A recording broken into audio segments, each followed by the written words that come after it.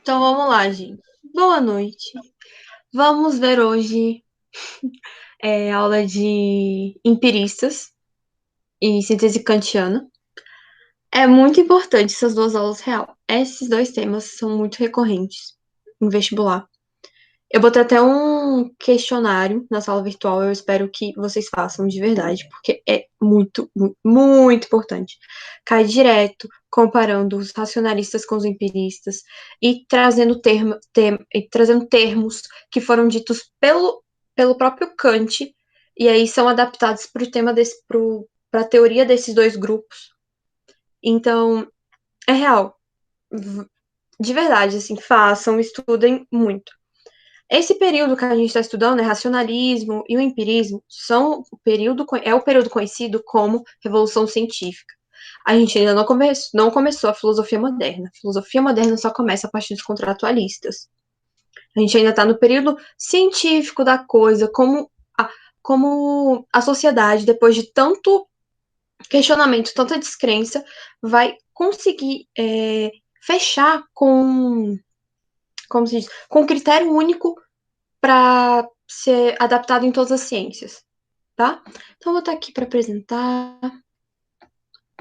E aí a gente vai lá.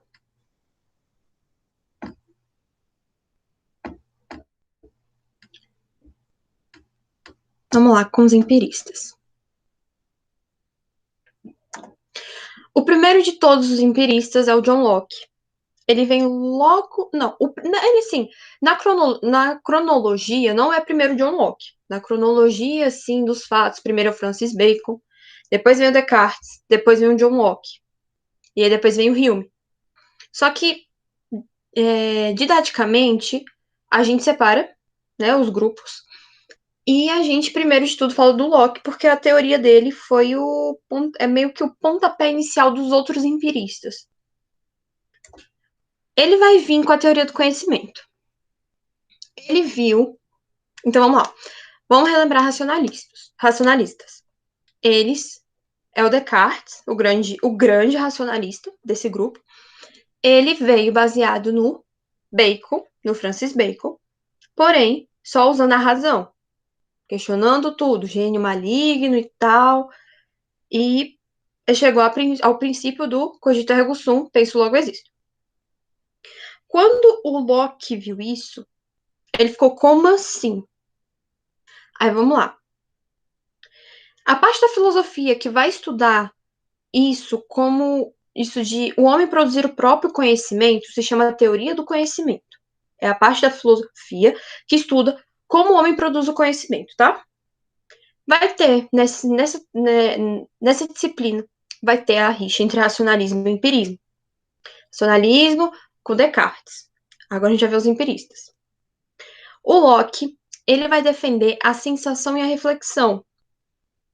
Então, ele vai defender o quê? A sensação é o momento em que o sujeito apreende o objeto. Então, é o momento em que eu olho para o objeto e que é o momento em que eu ponho meus olhos no objeto. Vamos botar assim. Sensação é o momento em que eu ponho meus olhos no objeto. Ah, mas e a pessoa que não enxerga? É quando ela toca no objeto. Então, a sensação pode ser o momento em que a gente toca no objeto ou o momento em que a gente põe os nossos olhos sobre ele. A reflexão é o momento em que ocorre a reunião dos dados aprendidos na mente. É quando eu olho para aquele objeto e eu consigo identificar o que é. Por exemplo, eu estou olhando aqui para minha garrafinha agora. Então, eu olho para esse objeto, que é um copo grandão, preto, com uma tampa. Eu olho aqui e eu consigo identificar que é uma garrafinha. Isso ocorreu por quê? Porque eu tive a sensação de colocar meus olhos sobre ela e, e aí eu consegui identificar, a partir dessa sensação de botar os meus olhos sobre ela, que é uma garrafinha. Entendido? E aí ele vai vir com a sua grande máxima, que é: a mente humana é como uma tábula rasa. O nosso incrível Descartes, ele vai vir falando assim, ó. A gente tem ideias inatas. Nós temos ideias inatas. Nós nascemos com ideias pré-construídas na nossa mente. O Locke viu isso E ficou, como assim, cara? Não faz sentido você já nascer com uma ideia. Não tem, não sabe, não faz sentido. Então o Locke vai vir com essa máxima. A mente humana é como uma tábula rasa, como uma folha em branco. Uma tábula rasa é literalmente um pedaço de madeira, sem nada. Então, é isso que o Locke quer dizer com essa máxima. Então, sempre grave que o Locke sempre vai falar. A mente é como uma tábua rasa, a gente é uma folha em branco, e é com os anos, com o passar do tempo, que a gente vai adquirindo conhecimento, a partir da sensação. E aí ele tem um livro que sempre vai cair, sempre cai trechos desse livro, quando vai falar do Locke, ou mesmo do empirismo, que é o ensaio acerca do entendimento humano. Grava o nome desse livro, porque vai vir um cara chamado David Hume, que é também um empirista, que ele vem com um título parecido para explicar o empirismo.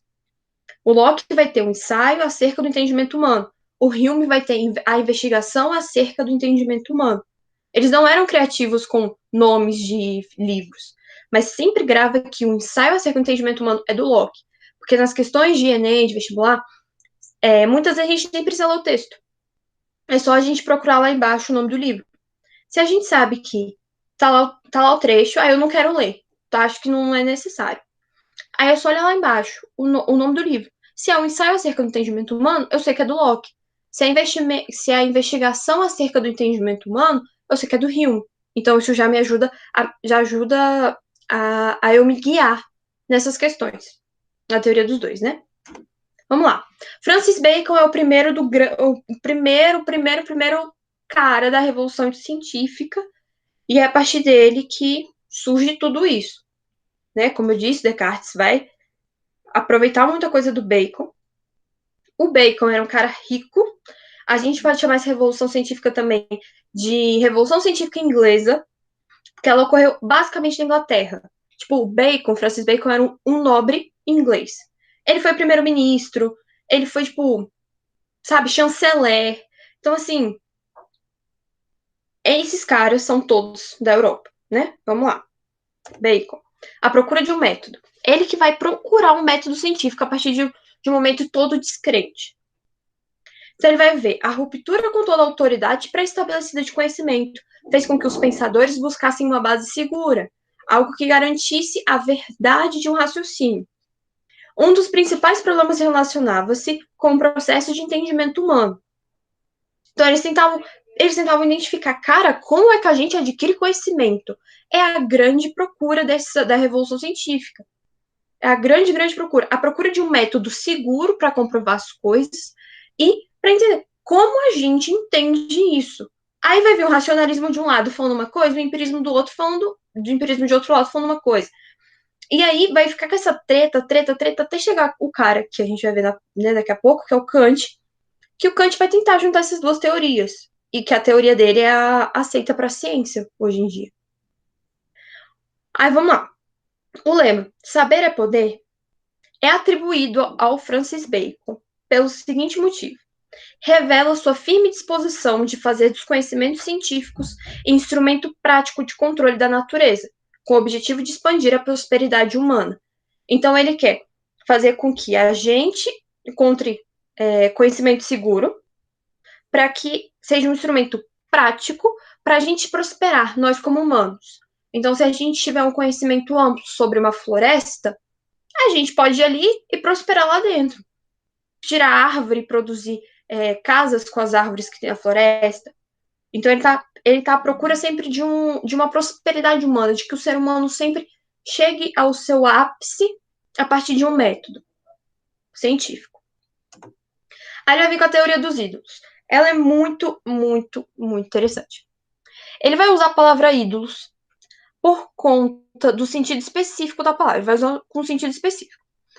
Com sentido de erro enraizado, falsa noção, preconceito e mau hábito mental. Aí ele vai encontrar, como se diz, ele vai encontrar inspiração para criar essa teoria com os filósofos antigos. Por exemplo, começa com o ídolo da caverna. Quando a gente ouve caverna, ídolo da caverna, a gente vai lembrar da caverna de Platão, que ele usa basicamente o mesmo modelo do Platão. Ele vai falar que são falsas noções do ser humano enquanto indivíduo. Então, ele fala assim, o indivíduo quando tá lá na caverna, ele tá se autoiludindo ali. Não é não é tipo o povo ali no seu contexto geral que tá se iludindo por inteiro. Ele fala que é o indivíduo que tá se deixando enganar. Então ele vai atribuir, ó, você não deve acreditar no ídolo da caverna, que é a gente ter falsas noções sobre nós mesmos. Aí tem a tribo, falsas noções provenientes da natureza humana. Então, sei lá, alguma coisa sobre a evolução do ser humano e que é falso. Ele vai falar, você está acreditando no ídolo da tribo. Mercado foro, proveniente da linguagem ou comunicação. O grande exemplo desse mercado foro é fake news, que é um ídolo que é proveniente da linguagem ou da comunicação.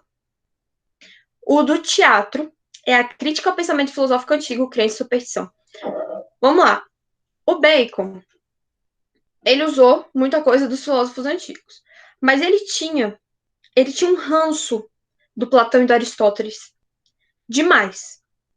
Ele falava, teve até um trecho, um filósofo até que estava comentando sobre o Bacon, que fala que o Bacon, ele odiava os antigos. Ele odiava. Ele achava aquilo patético. Ele achava patético a maioria das teorias do Platão e do Aristóteles. Ele falava assim, véi, não é possível que um cara pensou isso naquela época. Sabe, é ridículo, é patético, isso aí é coisa fantasiosa da cabeça deles. Então ele vai criticar, ele vai falar que a filosofia antiga é como se fosse um teatro. As teorias antigas, você podia fazer em roteiro e botar para apresentar. Porque aquilo ali era pura farsa, era um puro teatro. É real. O Bacon critica duramente a filosofia antiga. Ele vai criticar as crenças também e as superstições. Aí vamos lá. Ó. Ídolo, tribo, é os fundamentos da associação. Processo, generalizar a partir de uma amostra diminuta. Provincialismo, boatos, evidência anedotal, casuística, experiências pessoais. Da caverna, individualismo. Inferir de informação irrefletida. Senso comum, atitudes impensadas, pressupostos errôneos, aceitar somente o que concordar com o próprio pensamento. Foro é o discurso. Então, é distorcer a realidade mediante a retórica. Uso de conceitos imprecisos, equivocados ou deturpados, mal entendidos. Teatro é a crença. Impor uma visão como tacitamente certa. Como, tipo, absolutamente certa, tá? Apelo à tradição ou à autoridade, dogmas políticos, filosóficos ou religiosos e ideologia. Vamos lá. Método indutivo. O René Descartes tem o método dedutivo, que é a partir da dedução. O método indutivo é induzir. Então, os seus sentimentos vão induzir você a uma conclusão. E o método dedutivo é você deduzir a partir de alguma ideia ou de alguma noção, que é proveniente da razão. Então, lá, método indutivo. Busca combater os erros gerados pelos ídolos. Auxiliar e facilitar o meio científico. O objetivo, apresentar o meio científico para a realidade de um método de investigação. Agora a gente vai para o nosso maravilhoso David Hume. O Hume, ele era muito cético. Muito, muito cético. Britânico também. E ele vai também ter umas críticas aí que são pesadas. Vamos lá. Investigação acerca do entendimento humano. Ele escreveu em 1748. Aí vai. Crítico do racionalismo dogmático, do inatismo cartesiano.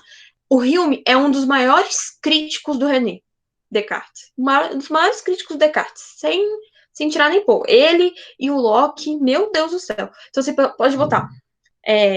Ele, o Hume e o Locke são tipo. Eles se juntam para brigar com Descartes, enquanto o Bacon, que veio antes do Descartes, ele vai chegar para criticar a filosofia antiga. Vamos lá. Defendeu a tese segundo a qual todo conhecimento deriva da experiência sensível, sentidos. Dizia que tudo seria entendido através de percepções, as quais dividiu em duas categorias: impressão e ideias.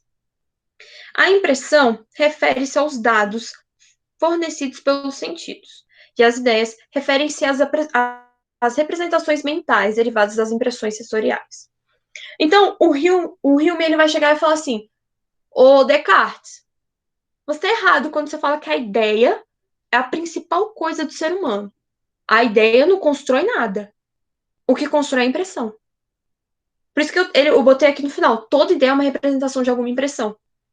Eu acho que eu vou até soltar para vocês uma apostila que eu vi, acho que é do Descomplica até, que fala da revolução científica e traz pontos muito importantes e muito legais. Que fala, eles frisam isso, que o Hume, ele fala o quê? Que uma impressão é mais importante que a ideia. A ideia é subordinada à impressão.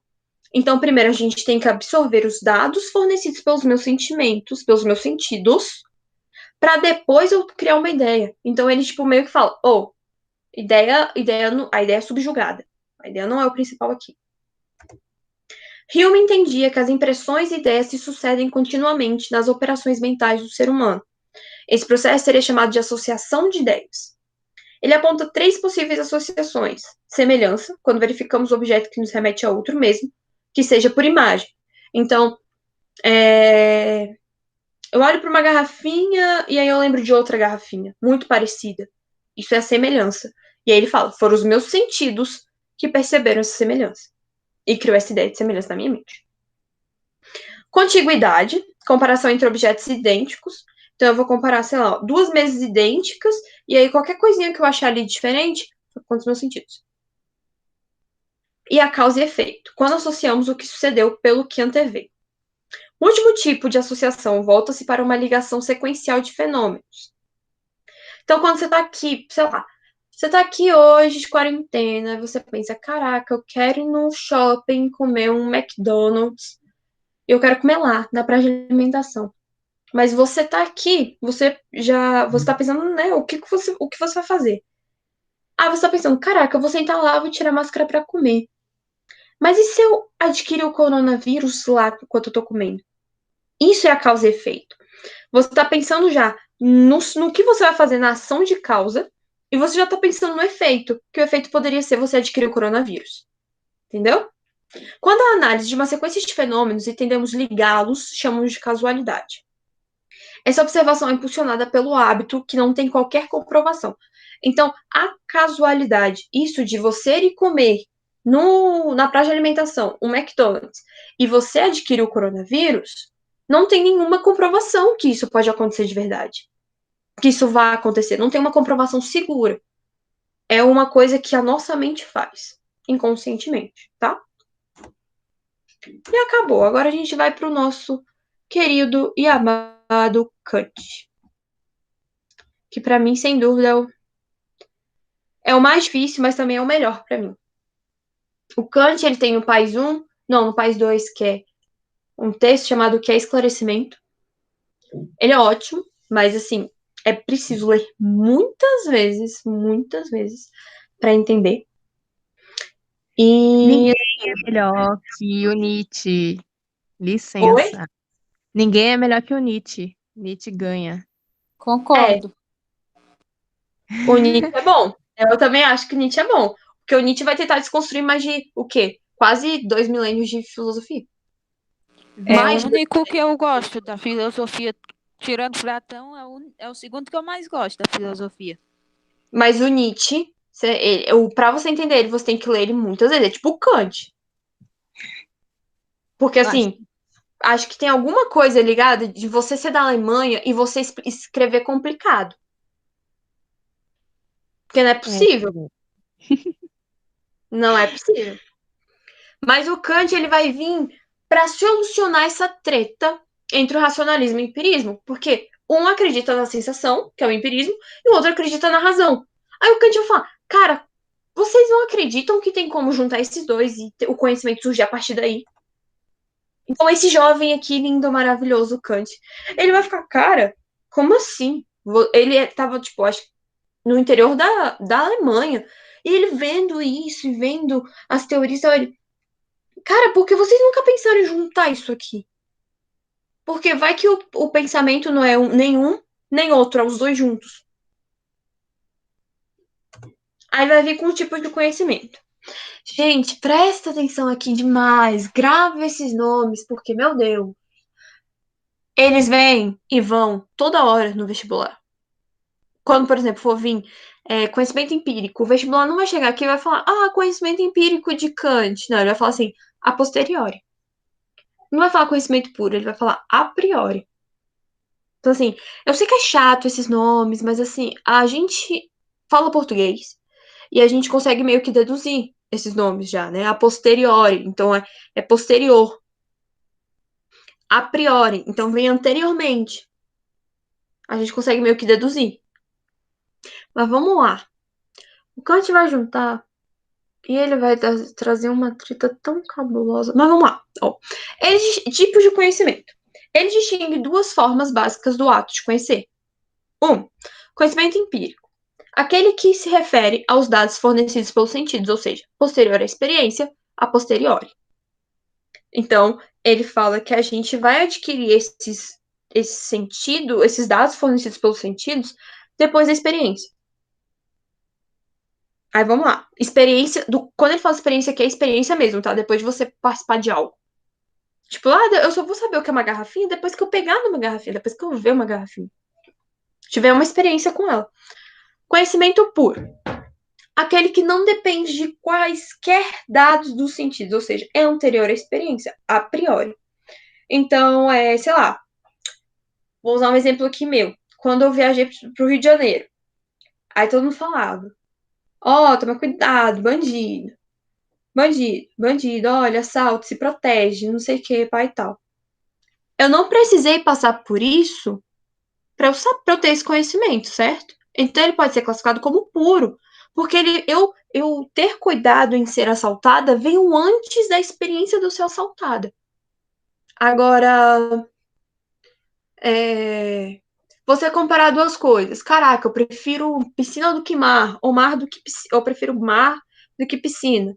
Você consegue distinguir, ou você consegue ter essa preferência após você ter tido um conhecimento empírico sobre aquilo, depois da experiência. Então, foi a posteriori. Grava esses nomes agora, gente. Tenta anexar agora, porque agora vai começar a complicar, tá? Que ele vai juntar. Cada slide tem uns nomes diferentes. Ele vai juntar isso na teoria final dele. Ele vai falar assim: conhecimento puro conduz a juízos universais e necessários. Tipo de juízos. Isso que vocês também tem que ter isso aqui na mente, assim, ó. Perfeito. Os juízos são classificados em dois tipos: analítico, aquele em que o predicado já está contido no conceito do sujeito, ou seja, basta analisar o sujeito para deduzir o predicado. Por exemplo, o. Ai, como.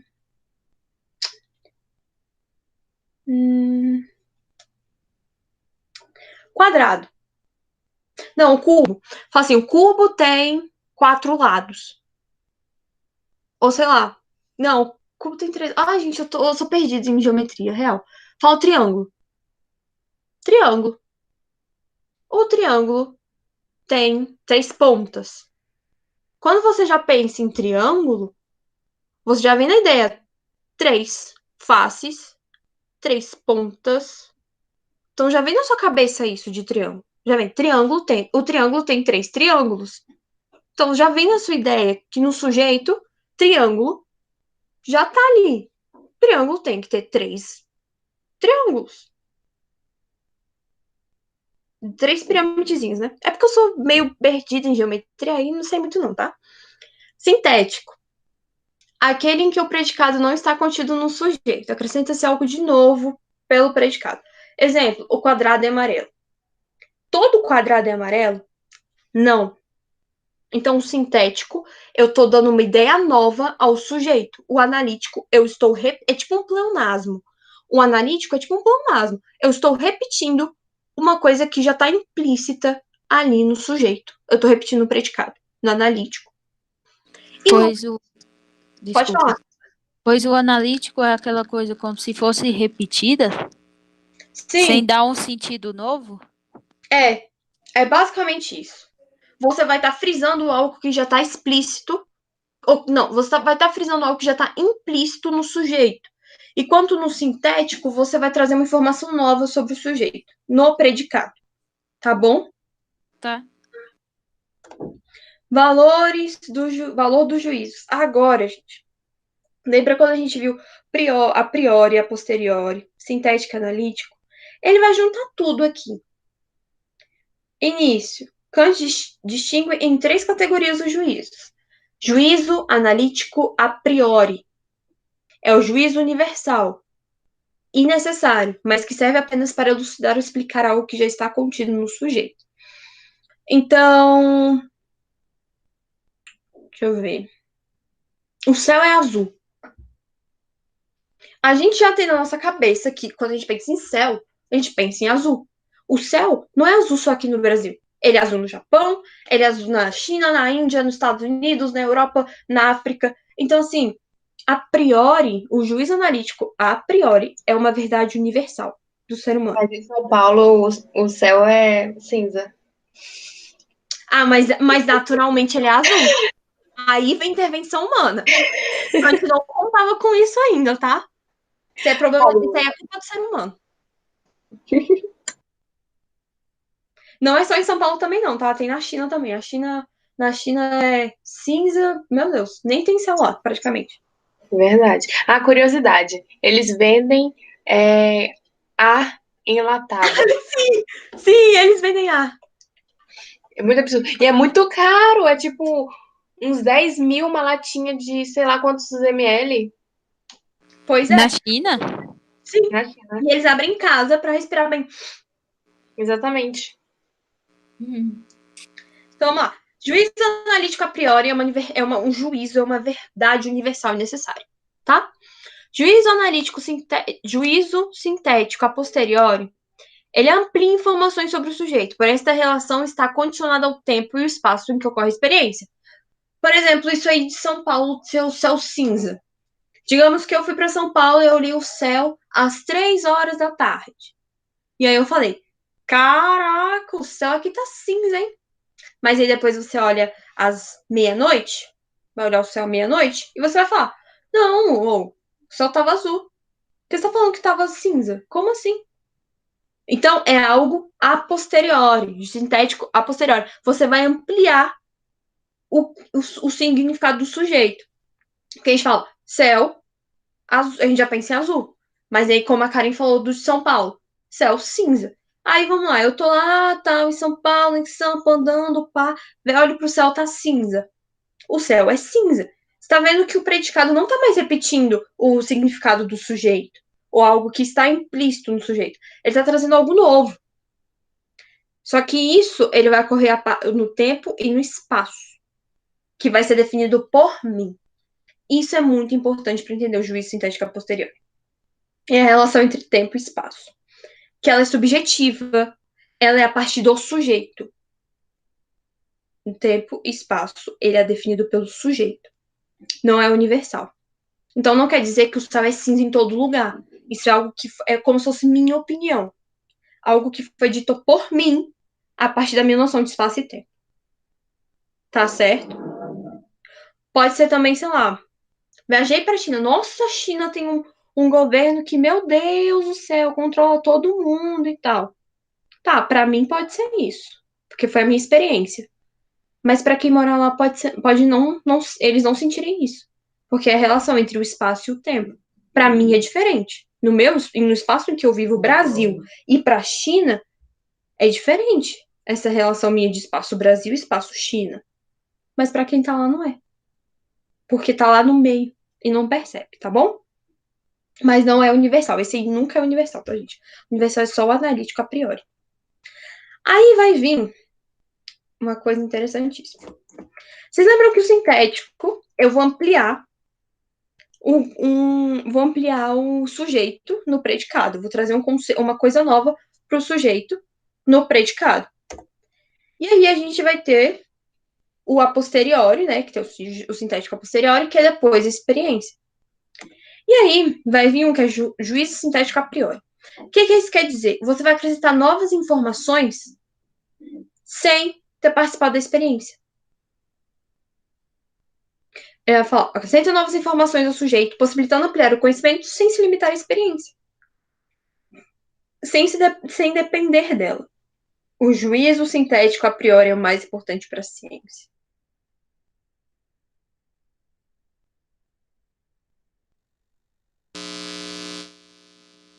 Não entendi. Vocês acham que eles tinham noção do que era uma estrela? Que eles sabiam que aquilo ali era uma estrela, que, sei lá, que aquilo ali era a Lua, que aquilo ali era o planeta, que aqui era uma constelação X, Y. Eles não tinham essa experiência. Como Eles não? não, eles não tocaram nas estrelas para eles terem Tá. certeza que era estrela. Agora entendi. Eles não sabiam quais eram os critérios de uma estrela. Então, eles não tinham essa experiência de saber, teoricamente, isso aqui tem as características exatas de uma estrela X e tal. Não tinha um satélite ali. Então, eles acreditavam.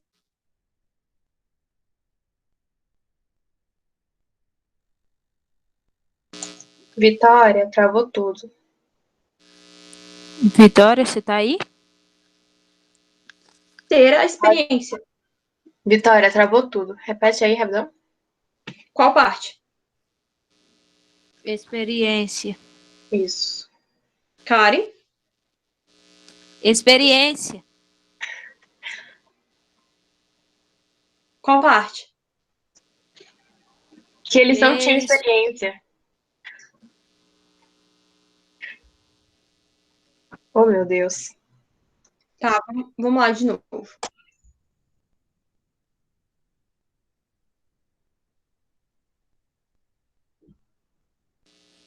Travou de novo. Vitória. Tenta entrar isso aí pra ver se melhora. Eles não Gente. tinham. Travou de novo. E aí, agora tá certo? Agora foi. Foi? Pode ir? Pode. Pode. Vamos lá. Juízo cinético a priori, ele é o principal para a ciência. Por quê? Vamos analisar os filósofos pré-socráticos, quando eles analisavam a física, o cosmos, o universo.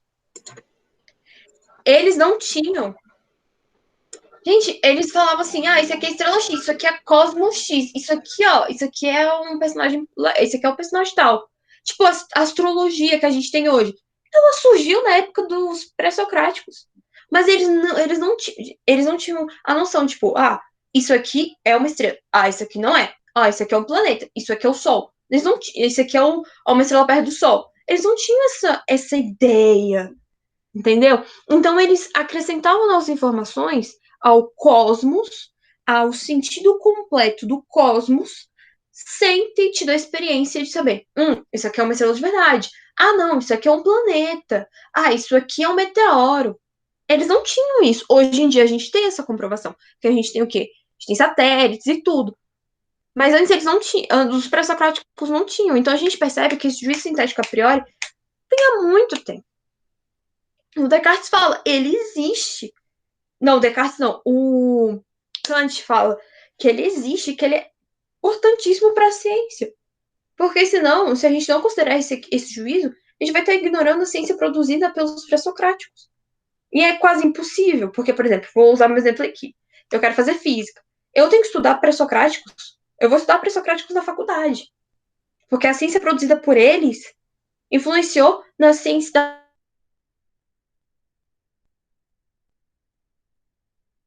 filosofia produzida pelos pré-socráticos. Então, assim, existe isso. E ele é super, hiper, mega importante. E os caras, os empiristas e os racionalistas não enxergavam isso. Vamos lá, juízo sintético a priori, você vai acrescentar umas informações sem se limitar à experiência. Você não precisa estar na experiência para você acrescentar novas informações ao sujeito. Ele é importantíssimo para a ciência. Não conhecemos as coisas em si mesmas, o ser em si. Isso aqui é algo que o Kant fala. Ou seja, são independentes de nós. As estrelas ou os eventos externos. Só conseguimos perceber as coisas para nós, de acordo com a nossa estrutura mental e sensibilidade. Então, a gente nunca vai ter o conhecimento completo das coisas.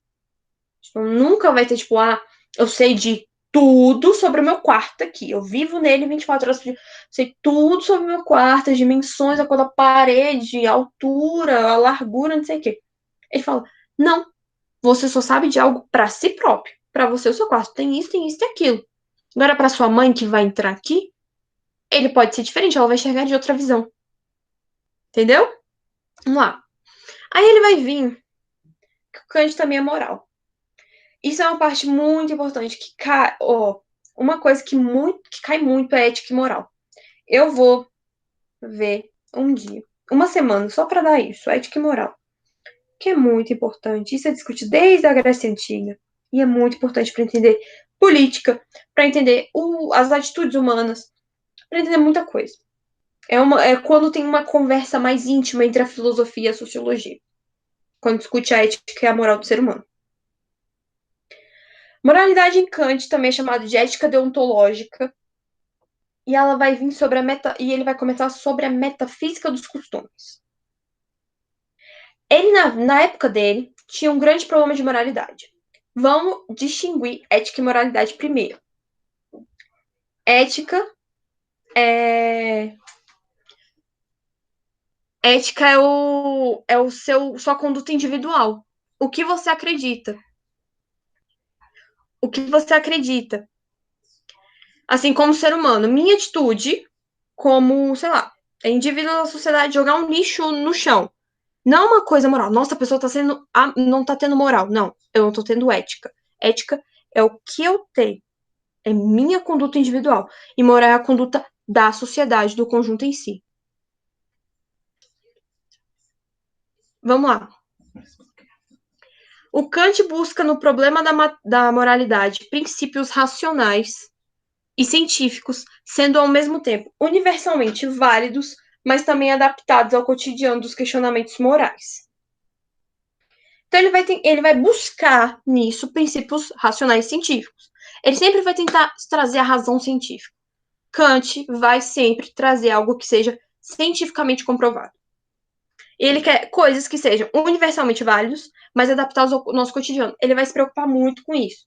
Algo que seja universal e que seja adaptado para a gente. E que não seja algo só científico e intocável. A fundamentação nacional dos costumes só pode residir na razão. Então ele vai vir, agora ele vai meio que, entre aspas, comprar um lado. Quando ele fala, os costumes só vêm a partir da razão. Não existe empirismo. Empirismo pode ser na experiência, de adquirir conhecimento e tal. Mas nos costumes de uma sociedade, você adquire a partir da razão. Por exemplo, falar, cara, você vai botar um bebê aqui no Brasil para aprender a falar português, né? Aí ele vai aprender, mas não vai ser pela experiência dele estar ali com a mamãe dele, com o papai dele. Vai ser pela razão, vai ser os processos racionais que vai estar ocorrendo no cérebro dele. Para ele absorver a língua falada pelos seus pais e as pessoas ao seu redor. A boa vontade. Assim, pode parecer algo óbvio quando a gente falar, mas pra época era algo assim, meu Deus, esse cara desvendou assim. Cara, esse cara é muito top. A teoria moral dele é incrível. O Kant precisou encontrar seu princípio de julgamento da ação, localizando que deve identificar o que é. Nas ações humanas, não, deixa eu ler de novo. Encontrar seu princípio de julgamento da ação, localizando que deve identificar o que nas ações humanas torna algumas coisas boas e outras ruins ou inadequadas. Então o Kant vai pensar assim, caraca, por quê? Vamos imaginar assim um pouco mais pra frente da época do Kant. Por que uma mulher ser divorciada é tão ruim e um homem trair a mulher é visto como coisa boa? Me explica, como assim? Não entendo. Porque o cara trair a mulher, a própria mulher, ter várias amantes é bom, mas a mulher se divorciar é inadequado. Tem alguma coisa de errado na moral da sociedade, do coletivo. Aí ele vai ver, ó. É comum que apontemos como boa ação aquela na qual gera resultados positivos. Contudo, Kant alerta que os frutos não nos permitem verificar a pretensão inicial da razão.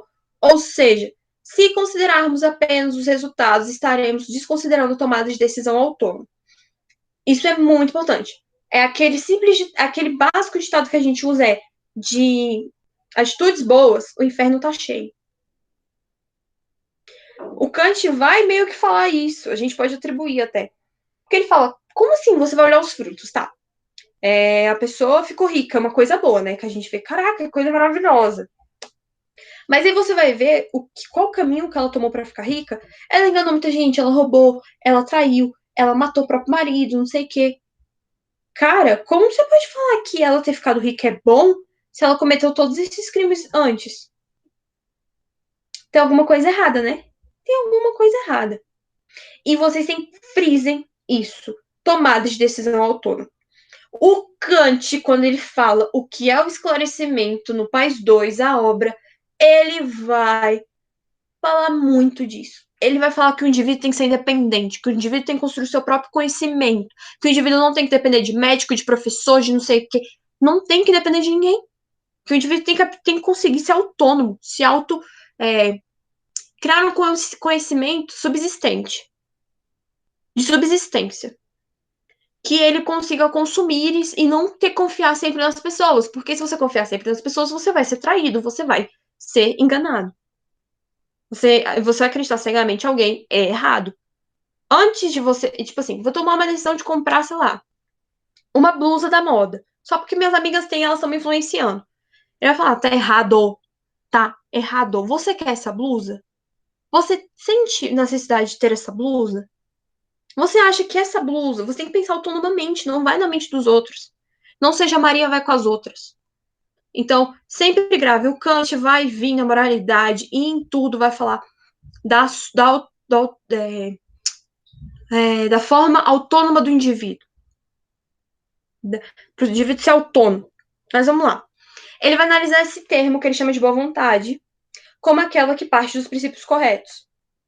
Então, isso de você ter ficado rica, mas você ter matado, roubado, enganado, ele não acha isso bom. Ele vai falar, você tem que analisar como um todo a situação, para ver se é boa. Não analisar só o resultado. Aí ele vai ver os princípios corretos de boa vontade. Definir todos esses princípios seria um trabalho infrutivo, já que teríamos que analisar todas as ações individuais. Então, imagina você ter que escrever um livro sobre todos os princípios corretos da sociedade. Cara, de todas as sociedades que existem, imagina o saco que ia ser.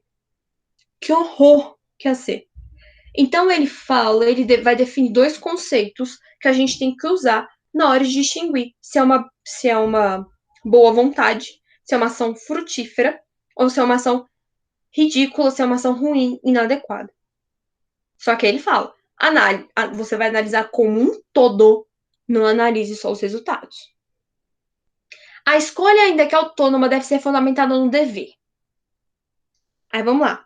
Agir conforme o dever é quando o foco da ação está nas consequências. Então, sei lá, vou fazer esse dever para ficar inteligente e conseguir passar no vestibular.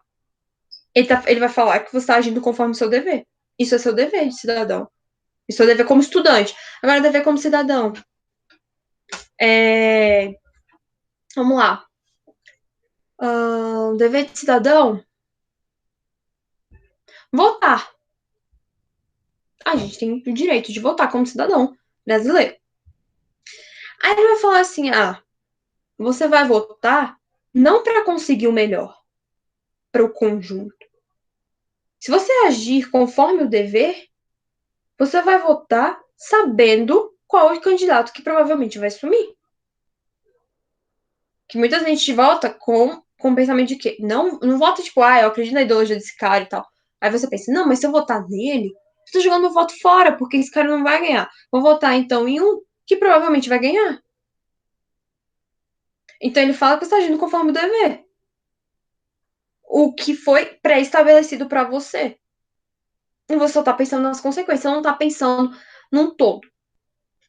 Agora, agir por dever é não ter uma inclinação pessoal na tomada de ação. Agir por dever é você. Como eu posso dizer? Ter uma inclinação pessoal. Agir como um robô. Tipo assim, você tá saindo de manhã, aí você passa pelo seu vizinho, pelo síndico, pelo celador do bloco, você fala, Bom dia, bom dia, bom dia, bom dia, bom dia, bom dia, bom dia, bom dia. Não é um robô. Ele tá falando, você tá agindo por dever. Algo que foi empregado a você. Você não tá fazendo isso porque você quer. Você tá fazendo isso porque foi empregado, igual um robô. E é isso. Assim, vou ver se tem mais material do Kant real pra gente trabalhar em cima do Kant muito, assim, principalmente na sala, né, virtual e tal. Porque o Kant, ele é muito complicado. Muito, muito complicado. Então, você tem que gravar juízo sintético, a priori e a posteriori, e o juízo analítico a priori. Porque, assim, cara, é muito complicado. E tem uma questão, até do questionário, se eu não me engano, que tá falando de empirismo e tá trazendo o termo a priori. Que tipo, pegou o termo do Kant e botou numa teoria empirista. Assim, gravem, estudem muito, façam aquele questionário. Se sentir dúvida, pode me mandar mensagem. Que o Kant é complicado. Assim, o racionalismo e o empirismo, de boa para entender. Agora, o Kant ele é tão complexo, ele é tão, sabe, ele é tão rebuscado. Tem um livro dele chamado Crítica à Razão Pura. Meu Deus, aquele livro ali, eu peguei 2 parágrafos para tentar ler. É muito difícil. Porque o Kant, ele fala meio que entre linhas. Tipo, a mensagem que ele quer passar tá entre linhas. E tem uns vídeos bem legais também, que são próprios da Alemanha, que é meio que uma estudante de jornalismo.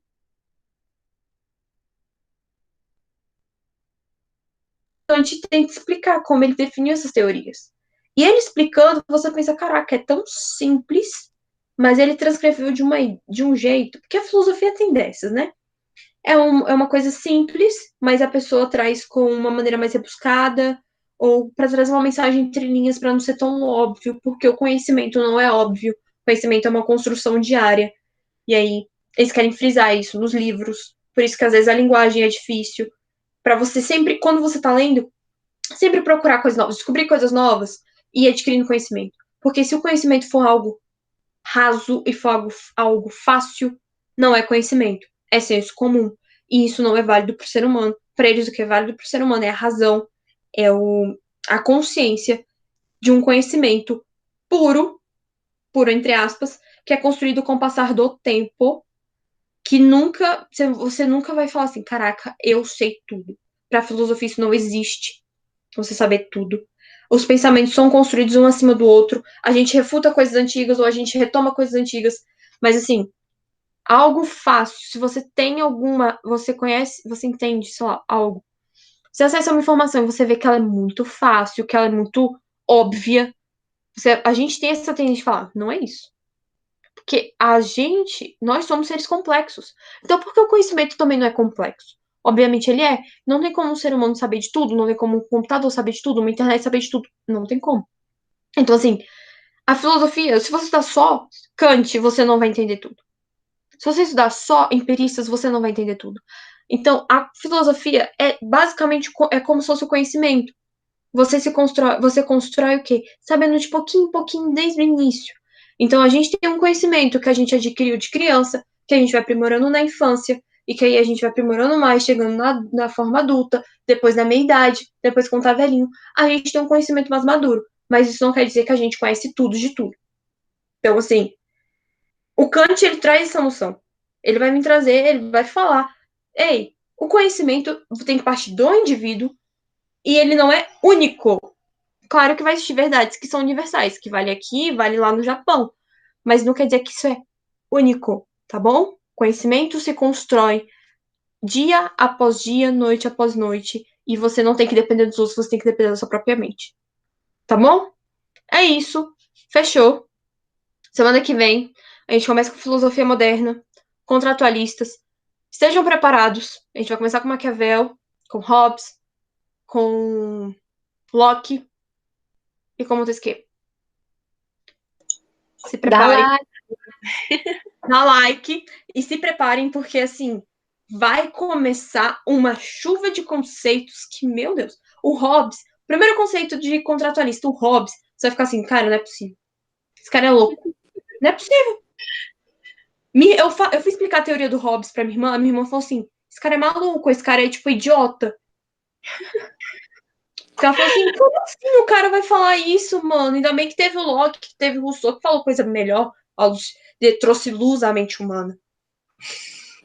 E é isso, gente, acabou, é nóis, Queiroz. É isso Dá aí, os slides like. estão lá. Dá um like, os slides já estão lá na sala. Façam as coisas e é nóis. E se Se inscreve no inscreva no canal e deixe seus Se inscreva no comentários à canal, vontade. deixa os comentários aqui, dá like.